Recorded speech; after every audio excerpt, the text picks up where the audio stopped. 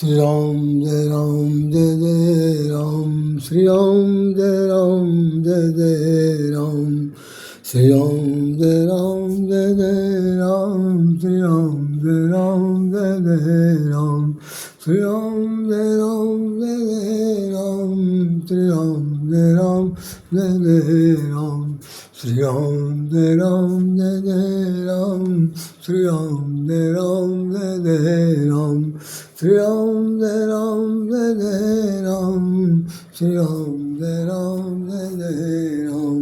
श्री राम जय राम, श्री राम जय राम, श्री राम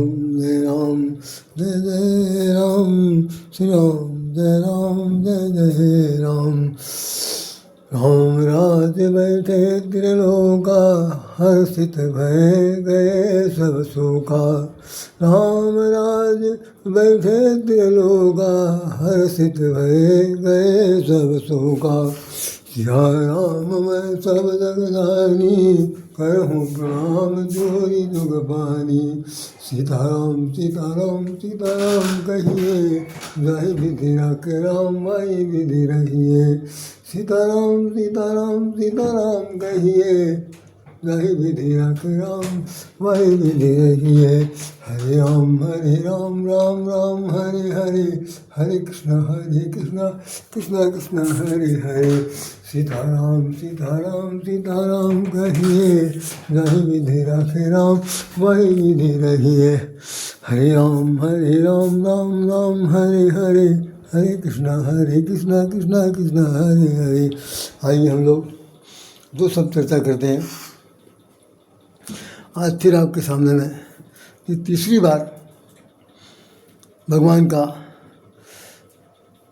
आदर्श चरित्र, मर्यादित चरित्र और आचार संहिता का जो प्रसंग चल रहा था उसको मैं आज विराम दूंगा।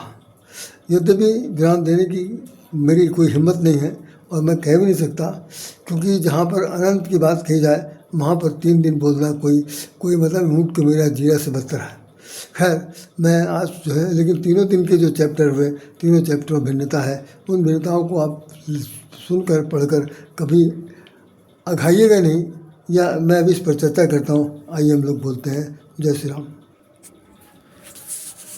वास्तव में भगवान राम के चरित्र का चित्रण कराते हुए, चारित्रिक विश्लेषण करते हुए, उनकी आचार संहिता पर चर्चा करते हुए आज ये तीसरी बार मैंने प्रयास किया है। और इस प्रयास के बाद मैं यहाँ पर इसको विराम दूंगा, समापन बिल्कुल नहीं है। ये चैप्टर चूँकि वास्तव में एक पुस्तक का रूप होता है और फिर ब्रह्म के चरित्र चित्रण का एक बहुत बड़ा उदाहरण है, इसलिए हम जैसे किंचन प्राणी उस पर कोई बात कह करने की हिम्मत और न जुटा सकते हैं, न उसका प्रारंभ और अंत कर सकते हैं, कुछ नहीं कर सकते। बड़े बड़े लोग कहते हैं, जब से गोस्वामी तुलसीदास ने रामचरितमानस लिखी उसके बाद से करोड़ों मुखों ने इस बात को कहा होगा, और उनसे पहले जो वेद पुराण थे वो लोगों ने भी सब कह दिया। उनका ही एक निचोड़ है कि भाई राम अनंत अनंत गुण, कथा अमृत विस्तार, सुन आचरण न मानिए जिनके विमल विचार। ये सब हमने भी कहा है, अभी दूसरे इससे पहले भी इस एपिसोड में कह दिया कि हरि अनंत हरि कथा अनंता, गावै सुनई कहाँ सब सुनता, ये सब बात होती है। लेकिन आपको ये बिल्कुल नहीं महसूस करना है कि वास्तव में मैं इसको रिपीट करना चाहता हूँ या आपका समय बर्बाद करना चाहता हूँ, कुछ नहीं। सच ये है कि आचार संहिता को लेकर के जितनी बात हम लोग कह रहे हैं उसको हम इनके कथन के साथ साथ हम सांसारिक और व्यवहारिक राजनीतिक तरीके से जो उनका चरित्र जितना पुरवाया जा सकता है मैं उस पर वर्णन कर रहा हूँ।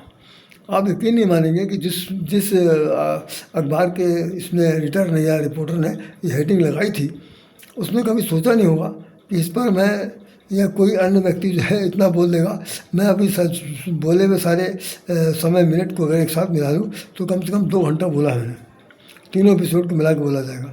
और 2 घंटे में अगर कोई लिखना चाहे जो बोला गया डिक्टेशन है तो हमारा मेरा अपना अनुमान कम से कम 25-30 पेज हो जाएगा, और उससे ज़्यादा उससे कम नहीं हो सकता, इतना ज़्यादा कुछ बोल दिया गया।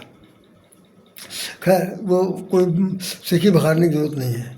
सच्चाई क्या है वह हम आपको बता रहे हैं कि भगवान राम को जिस वक्त वनवास हुआ और वनवास के समय उन्होंने माता कैकेयी से क्या कहा। चरित्र देखिए, चरित्र पर हम चर्चा कर रहे हैं। और हम उस आज के लोकतांत्रिक राष्ट्र, क्योंकि हमारा देश लोकतांत्रिक राष्ट्र है, प्रजातंत्र राष्ट्र है, लोकतंत्र राष्ट्र है, इसलिए हम इस पर ज़्यादा विशेष दे रहे हैं। क्योंकि हमारे देश के राजा भी रामचंद्र जी में हैं, हमारे देश के राजा भगवान श्री कृष्ण भी हैं, और हमारे देश के बहुत सारे युद्धवंशी और रघुवंशी लोगों ने यहाँ पर राज किया। इक्ष्वाकु वंश के 56वीं पीढ़ी हैं भगवान राम। तो कितने राजा एक से एक यहाँ पर हुए, और सब लोग महाराजा सगर देख लीजिए, मेनधाता देख लीजिए, और राजा हरिश्चंद्र देख लीजिए, भरत देखिए, रघु देखिए, जिनके आधार पर रघुकुल रीत चली आई है।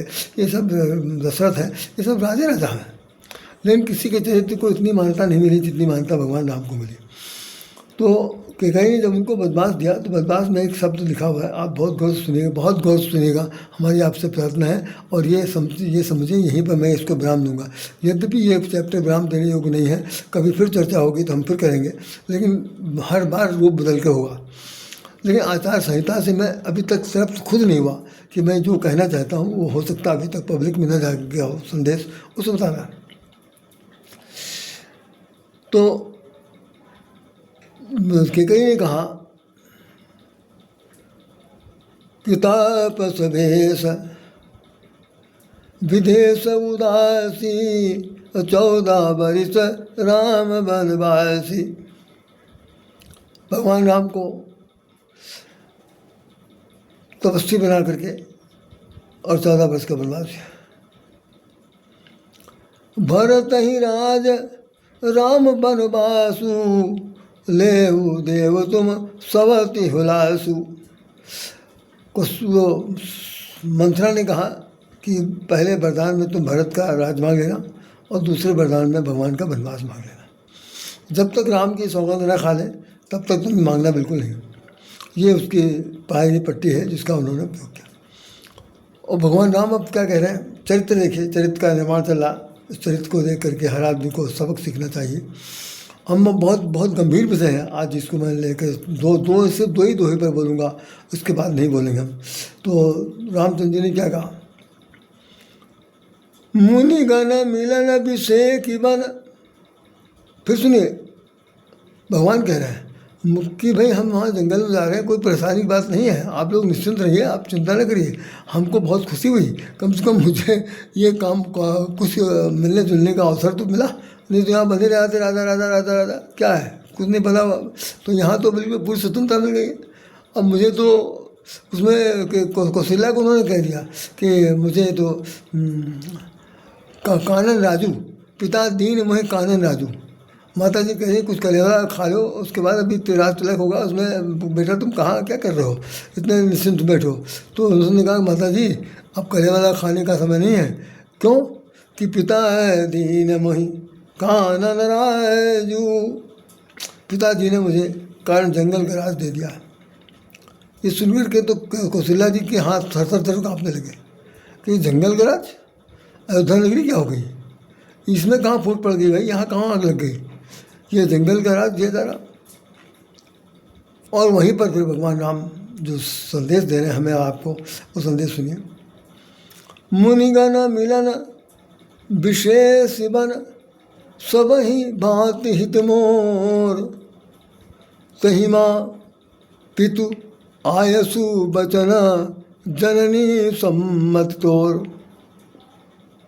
क्या बात, इतना गजब का डायलॉग, इतनी जबरदस्त संवाद, इतनी हेर फेर करके कूटनीति राजनीति चतुराई सब कुछ उसमें भरा पड़ा। उन्होंने कहा कि आपको वरदान देने के बाद वरदान देने के बाद जानते क्या सबसे बड़ी खुशी है कि मुनिगण हमें संत महात्माओं से मुलाकात होगी। यहाँ पर तो वीआईपी बने बैठे रहेंगे, कोई संत महात्मा आएगा कोई नहीं आएगा, लेकिन मुझे तो महात्माओं से मिलना है। तो मुनिगण मिलन विशेष बन मिलेंगे, वहाँ पर तो हम सारे और भी लोग मिलेंगे, उन सभी विशेष लोगों से मुलाकात होगी। और मुनिगण मिलन विशेष बन सबई भांत हित मोर, और वहाँ पर सब प्रकार का हित होगा। इससे ऐसा लगा कि अयोध्या में उनका हित हो रहा। तभी तो चारित्रिक जो ये संहिता है उसके वर्णन में देखिए एक चीज़ कितनी लुकी छिपी है कि कह रहे हैं कि वहाँ पर तो बहुत कुछ मिलने वाला है। और कोई भी पत्रकार कोई भी पूछ लेता, राइटर पूछ लेते कि भाई वहाँ क्या चीज़ मिलेगा, तो वो बताएंगे बिल्कुल नहीं, बताएंगे नहीं। लेकिन वो कह रहे हैं कि मुनिगण मिलन विषय के बन सबई भात हित मोर तहिमा पितु आयस वचन। इन सब चीज़ों को छोड़िए, पिताजी का वचन है, पिताजी का वचन है। और क्या है, जननी सम्मत तोर, और महे माता जी इसमें आपकी भी सम्मति है, आपका समर्थन है, आपका अनुमोदन है, आपकी भी आदेश है। उन दोनों आदेशों का पालन करने के लिए, माता पिता का आदेश करने के लिए मैं जंगल जा रहा हूँ। ये आचार है।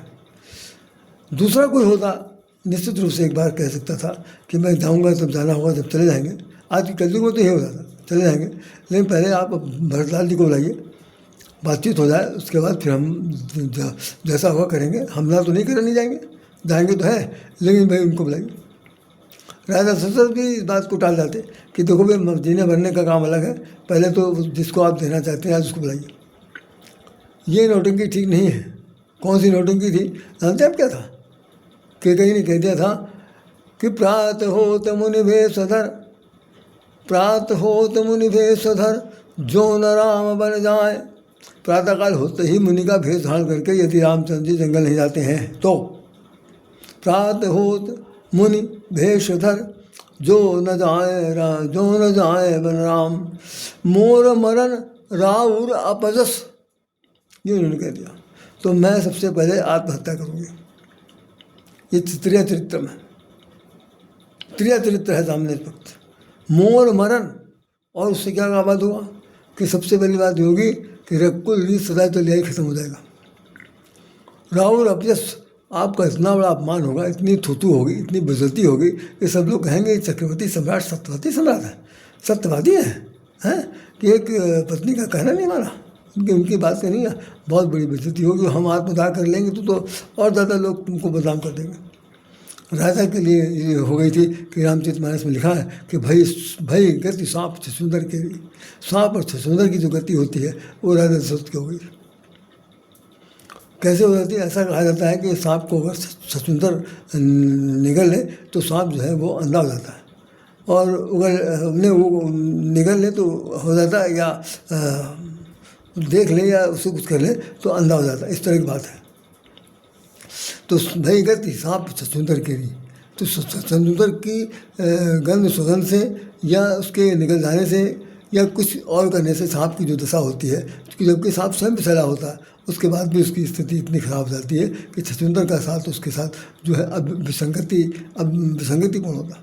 खैर वो सब चीज़ें छोड़िए। अब भगवान राम जो है जंगल जा रहे हैं।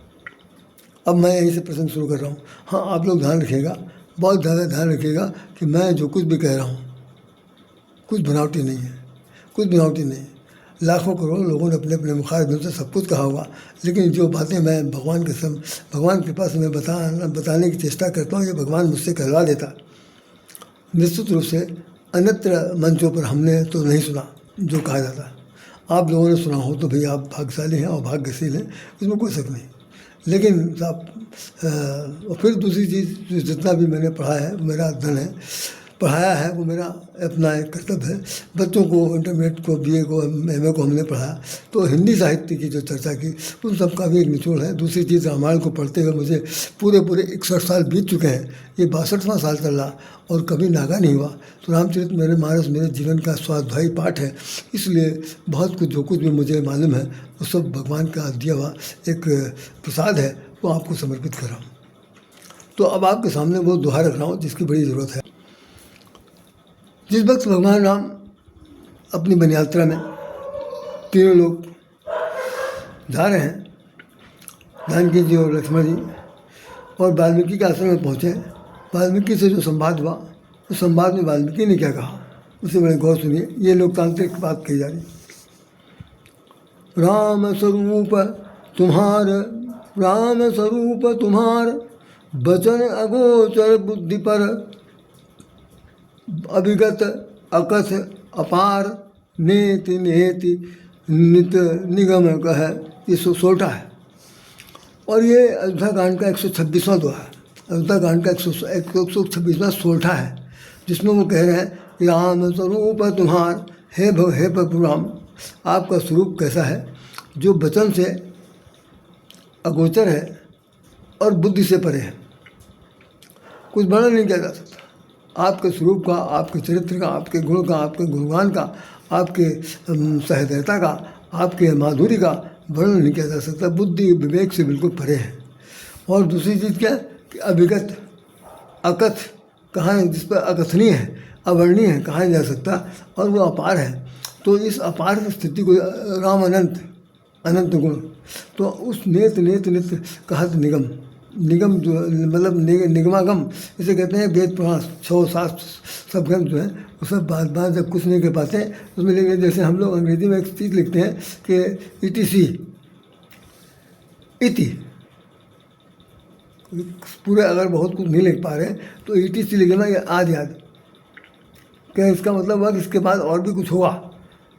तो यहाँ पर नेत नेति निगम जब कहता है तो उसमें उसका अर्थ निकलता कि यही यही यहीं तक सत्य नहीं है, बस यही सत्य है, यहीं तक सत्य नहीं है, बस यही सत्य है। तो इसको कह दिया उन्होंने कि आप अगम निगम होते से, ये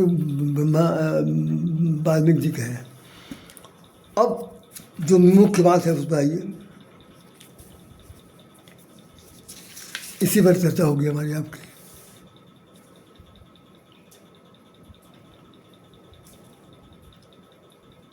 गुरु वशिष्ठ जी कह रहे हैं, ये समझिए कि ये यहाँ पर चित्रकूट में इनका वो राज तिलक विलक सब हो चुका है, और ये प्रार्थना की जानी है, सब लोगों की मानसा ये है कि भगवान राम जो है लौट आए।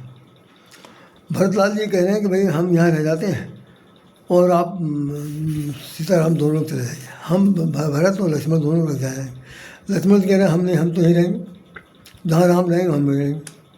तो भाई वनवास कौन रहेगा, जिसको गद्दी मिली फिर गद्दी क्यों संभालेगा। तरह तरह की बातें हैं, लेकिन वहाँ पर एक संशोधन निकला, और गुरु वशिष्ठ जी ने क्या कहा वो बता रहा हूँ। अब यहीं से शुरू हो रहा है आपका आज का जो मुख्य प्रसंग है, यहीं से समाप्त भी कर दूंगा। भरत विनय सादर सुनिए, हे प्रभु भरतलाल जी जो आपसे विनय कर रहे हैं उसको सादर पूर्वक सुनिए। क्या सुने, क्या भरत विनय कर रहे हैं, करिए विचार बहोर, और उनके कहीं भी बात पर विचार कीजिए और बार बार विचार कीजिए।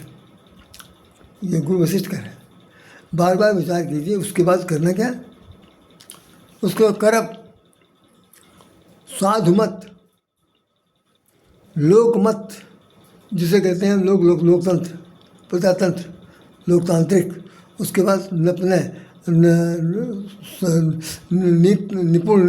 निपुण राजा की नीति, और जो निगमों में अर्थात वेद पुराणों में, शास्त्रों में, उपनिषदों में जो अभी तक लिखा हुआ है उसका जो निचोड़ है वो आप बताइएगा। इसका मतलब क्या हुआ, इसका तात्पर्य हुआ कि राम की आचार संहिता के अंतर्गत ये तीनों चीज़ शामिल हैं। लोकमत शामिल है, वेद मत शामिल है, और कौन सी चीज़ शामिल है, साधुमत शामिल है। साधुमत क्यों शामिल है, क्योंकि वो कह रहे हैं विप्रधेनु सुरसंत हित लीन मनुज अवतार, और निज इच्छा नित में निर्मित माया गुण गोपार। अब मैं एक शब्द बताना चाहता हूँ, इसमें लिखा हुआ है जो उसका अर्थ है, जो गोस्वामी जी ने लिखा कि पहले भरत की विनती आदरपूर्वक सुन लीजिए, उसके बाद महाराज उस पर आप विचार कीजिए, तब आप साधुमत, लोकमत, राजनीति और वेदों का निचोड़ निकाल कर जैसा आपको अच्छा लगे वैसा कीजिए। अब हम इसको थोड़ी देर के लिए चैप्टर बंद किए थे, फिर बाद में देखिए आज के परिवेश में। देखिए अब हम बताने जा रहे हैं, आप भी सोचेंगे समझेंगे, नहीं हमें उंगली उठानी चाहिए, लेकिन देश का बहुत सा हिस्सा कभी कभी उंगली उठाता है। हमारे यहाँ लोकतंत्र है, प्रजातंत्र है, राजतंत्र नहीं है, तो यहाँ पर सबको कहने का अधिकार है।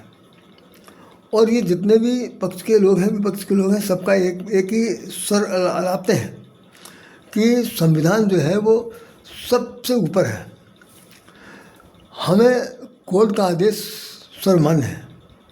जो जजमेंट आएगा, चाहे हाई कोर्ट से, चाहे सुप्रीम कोर्ट से, चाहे लोअर कोर्ट से, चाहे हाई कोर्ट से, चाहे सिविल कोर्ट से, जहाँ से कहीं आदेश आएगा उसका हम पालन करेंगे। ये हर कलक्रिप्ट कहता है, पक्ष विपक्ष के लोग कहते हैं, जो एक दूसरे के खिलाफ मुकदमा दायर करते हैं वो भी ये बात कहते हैं। और कई बार क्या होता, इतना सब होते हुए मैं क्षमा चाहता हूँ वही सब लोगों से कि कई बार कोर्ट की तरफ से जो आदेश होते हैं वो पूर्व आग्रह से प्रेरित होते हैं। आप इस बात को अगर आप अन्यथा न लें तो सच्चाई बहुत सी बातें हैं कि कई बार होता है कि लोग तिलमिला कर रह जाते हैं कि कोर्ट वो निर्णय दे देता है जिससे उससे कोई उम्मीद नहीं होता। बुरा आपको बुरा नहीं लिखना चाहिए, ऐसा आपने जरूर सुना होगा। और वो आचार संहिता लागू होती है। अभी जो घटना घटी है बिल्कुल ज्वलंत प्रश्न उदाहरण है कि जो सुप्रीम कोर्ट के चीफ जस्टिस हैं गवई साहब, उनके ऊपर किसी व्यक्ति ने, किसी वकील ने जूता मार दिया। यदि जूता लगा नहीं उससे पहले वो पकड़ लिया गया और बातचीत हुई, छोड़ भी दिया, सब कुछ हुआ, लेकिन अब राजनीतिक दांव पेच हो रहा। FIR दर्ज कर दी गई है और अब उस पर कानूनी कार्रवाई होगी और कोर्ट ने कह दिया कि इसको हम बहुत ही थारोली सुनेंगे। अब वो भी गुस्सा दिखा रहे हैं गवई साहब ने 16 सितंबर को क्या कहा था, जब एक जनहित में एक याचिका दायर की गई थी कि किसी कोई खास स्थान पर कोई मंदिर बना हुआ, मंदिर में भगवान विष्णु की मूर्ति टूट गई है, तो उसको संरक्षण देने के लिए पुरातत्व विभाग को आदेश दिया जाए या राज्य सरकार को या वहाँ के कांग्रेस क्या कहना चाहिए था केंद्र सरकार को कि इसमें इसके लिए जीर्णोद्धार कराए।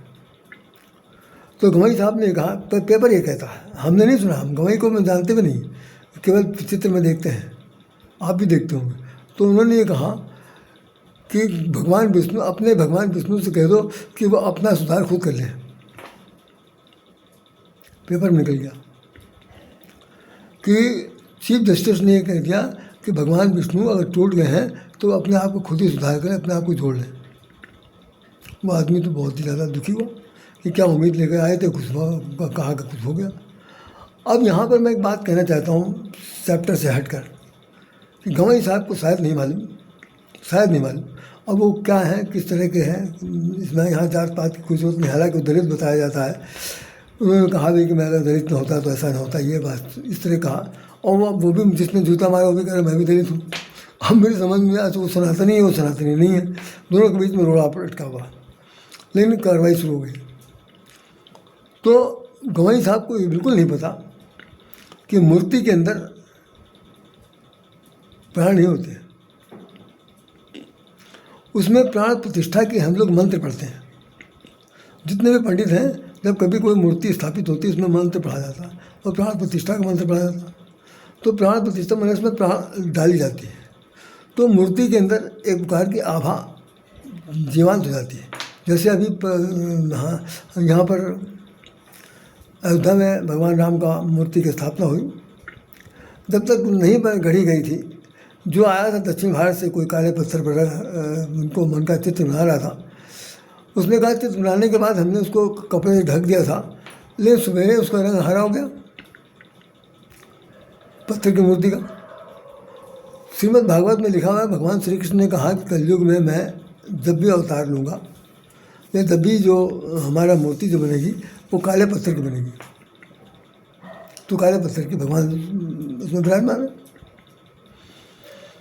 तो गवई साहब को ये नहीं पता कि जब मूर्ति के अंदर प्राण प्रतिष्ठा की जाती है उसके बाद हम लोग उनकी पूजा पाठ करते हैं कि भगवान के अंदर 3 तत्व जो हैं वो हैं और 2 तत्व नहीं हैं। कोई भी देवता, पितरों को और भूत प्रेतों को छोड़ दीजिए, उनके पास एक चीज़ की कमी होती है, हवा, अग्नि, पवन और अग्नि होती है प्रेतों में, भूतों में, लेकिन आकाश तत्व नहीं होता। इन देवताओं में क्या है, आकाश तत्व भी है, अग्नि तत्व भी है और पवन हवा वायु तत्व भी है। तो उन तीनों से ओतप्रोत है। तो ऐसी स्थिति में वो ना हवा से मूर्ति को सही कर सकते हैं, ना आकाश से उतर के नीचे आ सकते हैं, ना अग्नि से वो उसको पिघला करके नया मॉडल तैयार कर सकते हैं। अब जब जो कुछ भी होगा तो वो हमारे माध्यम से होगा, क्योंकि मूर्ति हमारे भगवान की है, उसमें आस्था जुड़ी हुई है, तो सारे आस्थावान लोग जो हैं उसको बनाएंगे। तो बनाने के लिए सरकार से निवेदन किया, ये तो एक जनहित बात का है, ना कोई बनाया तो बना दिया जाएगा। बन ही रहे हैं, करोड़ रुपए की लागत से बन रहा, हर जगह मंदिर में स्थापित हो रहे हैं। और जो अन्य मजहब के लोग हैं वो लोग भी घेराबंदी करके कोई मज़ार बना रहा है, कोई वहाँ हरा झंडा फहरा रहा है, कोई कुछ कर रहा है, सब कुछ कर रहा है, लेकिन है वहाँ कुछ नहीं। ज़मीन कब्जाने का सबसे बड़ा तरीका। धन्य है हमारे वो गुरु जी स्वामी रामानंदाचार्य ब्रह्मभद्राचार्य जी, अगर वो न होते तो यकीन मानिए अयोध्या का प्रकरण जो है वो हम लोगों के मरने के बाद मेरे हल होता, बिल्कुल नहीं हो सकता। उस पूरे बेंच पर एक आदमी, एक और चीफ जस्टिस बिठाया गया था जो मोहम्मदन था, उसको कंट्रोवर्सी के लिए रखा गया था कि कम से कम ये फैन बैच यही कहेगा और जो होगा देखा जाएगा। लेकिन उन्होंने जो साक्ष्य दिया वो कह रहे हैं कि आप मापन से, पैमाने से, जहाँ पर ये मूर्ति स्थापित है यहाँ से सरजू तक की दूरी तय देख लीजिए कितनी है। ये इस वेद में लिखा हुआ है। वेद का श्लोक सुना दिया और उसका अर्थ बता दिया। सब लोग दंग रह गए कि इतना प्राचीन ग्रंथ, उसमें राम सरजू के तट से रामचंद्र जी के जन्म स्थान की दूरी इतनी है और ये इस वेद में लिखा हुआ, तो हमें दूरी को मापन करना चाहिए। सत्यापन के लिए आदमी छोड़े गए। उन सब लोगों ने वहाँ से वहाँ तक नापा, आखिर में एक एक सूत बिल्कुल सही निकला। तो उनकी जय जयकार हुई और आखिर में पासा पलट गया और राम जन्मभूमि भले ही भाजपा के सानिध्य में कार्यकाल बनी, लेकिन भगवान राम टेंट में नहीं बैठे हैं। आज वो महल दो महले में एक श्रृंगार भवन बैठे हैं। तो कहने का मतलब है कि जो मत है, साधु लोग जो चाहते हैं, साधु में सज्जन, उनकी सज्जनता का अगर कभी हनन होता है, उन साधुओं को अनायास किसी भी तरीके से सताया जाता है। तो संत महात्मा लोग जो हैं वो श्राप दे देते, प्रायदान दे देते। आज उनके इमटा चिमटा उसको लेकर दौड़ते हैं मारने के लिए, अपने बचाव के लिए। नहीं बचाव पाते हैं तो मार डाले जाते हैं।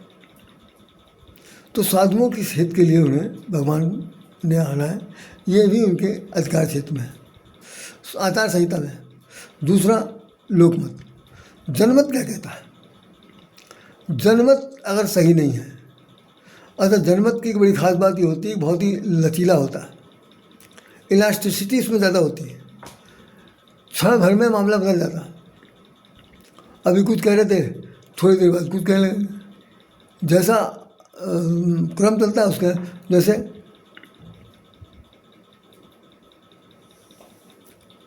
लंका का उदाहरण देखिए, नाथ एक आवा का विभारी, तई अशोक बाट का उधारी। एक बंदर आया हुआ और उसने अशोक बाट का उधार दिया। रावण ने कहा पकड़ो, बहस हुई सभा में, मारने के लिए कह दिया गया। अब जब वो लंका में लाई गई तो मत बदल गया। सब लोग कह रहे हैं, सब जल्दी क्या करें जो बंदर कह रहे थे बात आज ही कह रहे हैं।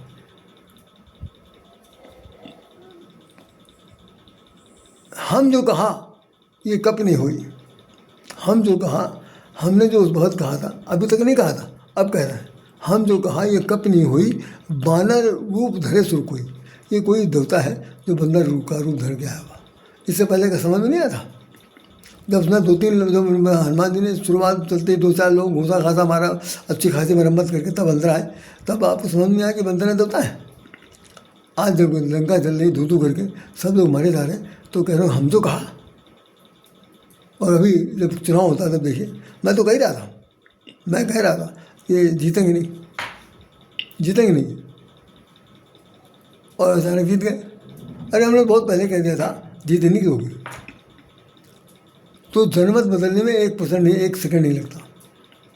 तो यहाँ पे कह रहे हैं कि ऐसा जनमत, ऐसा लोकमत बनाना है, उसके हित के लिए हमें आचार संहिता लानी है। और ये आचार संहिता के लिए एक ही आदमी निपुण है जिसका नाम राम है। कोई आज की तारीख में नहीं है, ना होगा। तो वही सवाल हमने उदाहरण दिया, और ऐसे बहुत सारे उदाहरण हैं जो सुप्रीम कोर्ट से पास में, हाई कोर्ट से पास में, और कई बार वो जनहित में नहीं होते हैं। चाहे पूर्वाग्रह से पीड़ित हो, चाहे बेंच बैठा हुआ कोई व्यक्ति हो, किसी तरह से भी हो, आग्रह से पीड़ित होता है। और कभी कभी हो जाता है कि ज़मीन बिक जाता है पैसों के बल पर, या शासन सत्ता के दबाव में जज जो है निर्णय दे देता। ऐसे लोग किंवदंती है, कहावत है, अपवाद है, कहा जाता कहते रहते, लेकिन राम के राज में सब नहीं है, हो ही नहीं सकता। राम तो इस मामले में बहुत कठोर है, बहुत कठोर है। उन्होंने कहा कुछ नहीं, जो मैं कह रहा हूँ वही होगा। तो लोकमत हो गया। फिर निपुण, राजा नीति निपुण होना चाहिए। जिस जा सुराज प्रिय प्रजा दुखारी, जा सुराज प्रिय प्रजा दुखारी, सो न अवस नरक अधिकारी। जिस राजा के राज में प्रजा दुखी है वो प्रजा को, वो राजा को नरक में जाने का पूरा पूरा अधिकार प्राप्त हो जाएगा। तो राजा ऐसा चाहिए जैसे नीत सुहाए, नींद। और चौथा इसमें दिया हुआ है कि जो वेद पुराणों में लिखा हुआ, यद्यपि सब जानत रघुनायक, भगवान सब जानते हैं कि वेद में क्या लिखा हुआ। उसके बाद भी गुरु जी से पूछते हैं कि गुरु जी बताइए क्या होना चाहिए, क्या होना चाहिए। ये मर्यादा है, ये उनका आचरण है, उस आचरण का पालन करते हैं। हम लोग अब क्या आपसे बताएं, सिर्फ इतना मैं कह सकता हूँ कि रामचरित मानस जो है, गावत वेद पुराण अष्टदश, गावत वेद पुराण अष्टदश, अष्टदश मैंने 18, 4 वेद, 18 पुराण, 6 शास्त्र, 108 उपनिषद और उसके भी उपनिषद। तो गावत वेद पुराण अष्टदश, 6 शास्त्र सब ग्रंथन को रस, मुनि जन धन संतन को सर्वस, सार अंश सम्मत सब है कि ये जो वेद पुराण है, शास्त्र है और महात्मा है, संत हैं, इन सब लोगों का निचोड़ जो है वो रामचरित मानस। तो इसमें ये पालन करते हैं। हम समझते हैं कि भाई मेरा कथन सिर्फ इसलिए बहुत महत्वपूर्ण है, ज़्यादा मैं क्या बोलूँ, यही समझ लीजिए कि इन्होंने जो कुछ भी कहा है, जैसे जानकी जी को उन्होंने बर्बाद दे दिया, भले ही वो नाटक रहा हो, कोई तरीका हो सकता है, लेकिन सच्चाई यही है कि धोबी कहने पर, अरे धोबी क्या विसात, धोबी की क्या विसात एक चक्रवर्ती सम्राट के सामने। लेकिन एक धोबी ने कहा कि भाई आप हमको ना, अपने पत्नी से कहा हमको तुम राजा रामचंद्र न समझना, जो उनके यहाँ 6 महीना 4 साल भर के आएंगे, हम तुमको घर से निकाल देंगे। ऐसा किंवदंती है, कहावत है, क्या है सच है, मैंने इस प्रमाण को कहीं पढ़ा नहीं, लेकिन सुनते ही आए। तो भाई राजा साहब ने उनको निकाल दिया। निकाल कर कहाँ भेजा? वाल्मीकि आश्रम में। जिन्होंने कथा शुरू की थी, अब कथा का विराम वहीं दिया जाएगा। तो ये निचोड़ है, सत्य है, सत्य के पथ पर चलना रामायण हमें सिखाती है। हमारी आपसे प्रार्थना यही है कि अगर सनातन धर्म का पालन करने वाले आप हैं, हम हैं, आपकी आने वाली पीढ़ी होगी, ऐसा आपके पास विश्वास है, तो कम से कम आचार संहिता रामचंद्र की न सही जो वेद पुराण में लिखी हुई है, उसका पालन करने के लिए आप लोग कटिबद्ध जरूर हो जाएंगे। क्योंकि राम अनंत है। अब कौन से आचार आपको अच्छा लगा, कौन सा आचार बच्चों को न अच्छा लगा, तो हो जाएगा उसमें तगड़ा झंझट। तो बेहतर है कि जो वेद पुराण में लिखा हुआ है, अगर उसकी पुस्तिका आपको मिल जाती है तो निश्चित रूप से आप गीता प्रेस गोरखपुर से मंगाइए, मंगाने के बाद उसमें पढ़ सकते हैं। हमारी तरफ से आप सब लोगों को हार्दिक विश्राम प्रार्थना कि ये मैंने आज इस बात को यहाँ पर इसलिए समाप्त किया क्योंकि इसके बाद कल से दिवाली का सीज़न शुरू हो जाएगा। हो सकता है उस पर 2 शब्द बोलना पड़े मुझे, तो हमने कहा आचार संहिता को हम यहीं ख़त्म कर देते हैं। ख़त्म नहीं, हम आज की तारीख में विराम देते हैं। ज़रूरत पड़ी फिर हम कहेंगे, तब तक के लिए हमें आज्ञा दीजिए। हमारी कोई बात आपको अप्रिय लगी हो, पूर्व आज्ञा से प्रेरित लगी हो, तो भाई क्षमा कर दीजिएगा। क्योंकि मैं कभी किसी के पक्ष में नहीं बोला, न मैं कभी किसी के विपक्ष में बोला। हमने जो कुछ भी कहा वो सत्यनिष्ठ कहा और उदाहरण देकर कहा। मैं कभी भी मेरे मन में ऐसी भावना नहीं आई कि मुझे जो कुछ कहना है तो वो थोड़ा सा लिपटी छुपड़ी बात की जाए। क्या फ़ायदा हमने, अरे सब मरेंगे, भी मरेंगे, तो गलत सलत बोल के क्या फ़ायदा। तो मैं नहीं बोलना चाहता, ना मैं कोई तरक्की चाहता हूँ इस टाइप की कि कोई मेरी प्रशंसा में 4 साल लगा दे। मैं कुछ नहीं चाहता, मैं सिर्फ इतना चाहता हूँ कि आपकी समझ में अगर हमारी बात आ गई है तो 16 आने सत्य नहीं है, 32 आने सत्य नहीं है, 100-200% सत्य नहीं है। ये असंख्यों मतावलंबियों का ये सार है जो मैंने आपको लिख के दे दिया, कह दिया। आप इसे स्वीकार कीजिए। इन शब्दों के साथ राधे श्याम राधे आपको हृदय से नमन करता है। श्री राम जय राम जय जय राम, श्री राम जय राम जय जय राम। हरि ओम तत्सत हरि ओम तत्सत हरि ओम तत्सत हरि ओम तत्सत हरि ओम तत्सत।